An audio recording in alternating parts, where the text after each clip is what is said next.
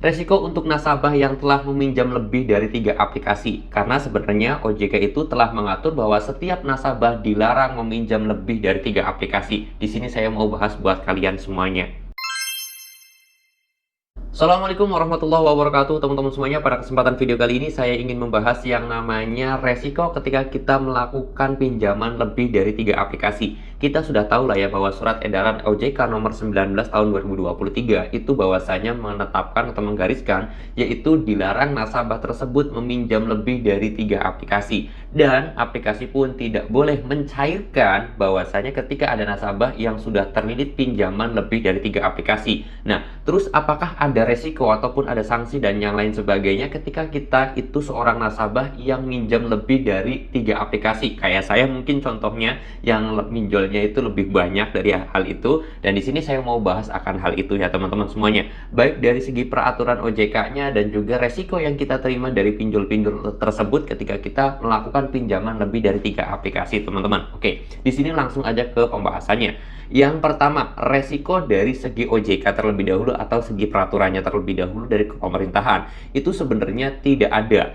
Ketika kita pinjam lebih dari 3 aplikasi bakal dipenjara atau masuk ke perdata ataupun masuk ke kasus hukum dan yang lain sebagainya, sebenarnya itu tidak ada. Tetapi memang OJK melarang. Larangan tersebut tidak ada hukuman untuk nasabah yang minjem 3 aplikasi, itu tidak diperbolehkan lebih dari 3 aplikasi. Maksimalnya 3, jangan sampai 4, jangan sampai 5 kayak gitu. Apakah hukumannya? Tidak ada, tetapi sebagai peringatan OJK agar nasabah tersebut tidak terlilit banyak sekali pinjol, karena ketika kita itu terlilit banyak utang pinjol maka akan semakin banyak bunga yang kita harus bayarkan teman-teman, dan itu mewanti-wanti ekonomi bisa ambruk. Akhirnya OJK itu melarang setiap nasabah itu minjem lebih dari 3 aplikasi. Namun pada kenyataannya aplikasi pun itu sebenarnya juga dilarang ya. Ini belum kasih tahu nih.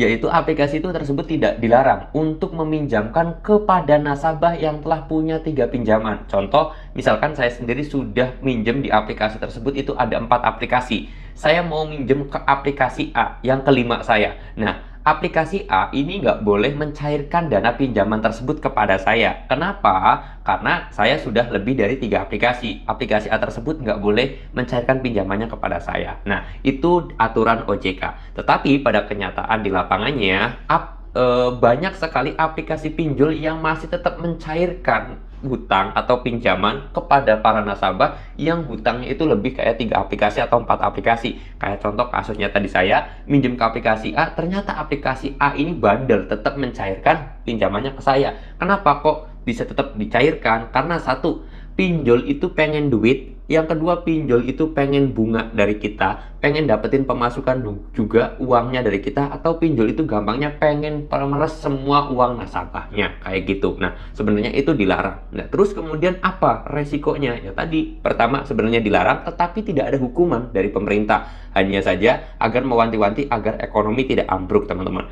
Lalu kemudian yang kedua adalah masalah tagihan, itu akan sering banget terjadi. Ya jujur apa adanya aja, kalau saya sendiri itu setiap harinya ya chatan itu banyak banget yang masuk ke DM dan yang lain sebagainya, itu pasti banyak. Karena apa ya? Karena kita bakal ditagih oleh banyak DC pinjol seperti itu. Apalagi kita melakukan telat bayar atau kita itu melakukan galbay pinjol seperti itu, teman-teman. Nah, terus kemudian yang ketiga, adakah ancaman terhadap kita sebagai ancaman data pribadi kita itu jelek? Jawabannya ya. Resiko yang ketiga adalah nama kita itu jelek ketika kita sampai melakukan galbay di aplikasi pinjol tersebut seperti itu. Dan yang keempat, kemungkinan besar kita tidak akan mampu bayar lagi ketika kita sudah punya pinjaman lebih dari 3 aplikasi tersebut ya, karena saya yakin banget kalau sudah 3 aplikasi ini bunganya sangat mencekik, bunganya sangat tinggi, dan saya yakin banget kita nggak bakalan kuat bayarnya seperti itu. Nah, terus solusinya gimana Bang? Ya sudah, kita waktunya melakukan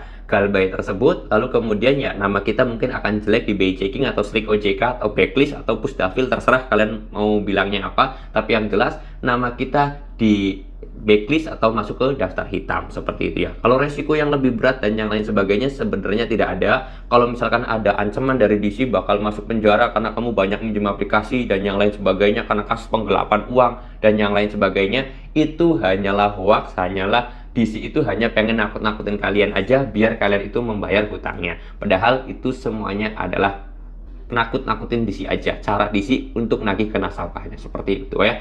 Mudah-mudahan informasi ini bisa bermanfaat buat kalian. Kalau kalian suka dengan video ini silahkan di like, kalau nggak suka di dislike aja nggak apa-apa. Kalau kalian pengen tanya-tanya ataupun sharing bareng sama saya, boleh banget. Kalian bisa langsung DM aja ke Instagram saya. Link Instagramnya saya sudah sediakan di deskripsi video ini. Saya mau tutup dulu video ini dengan kata Assalamualaikum warahmatullahi wabarakatuh.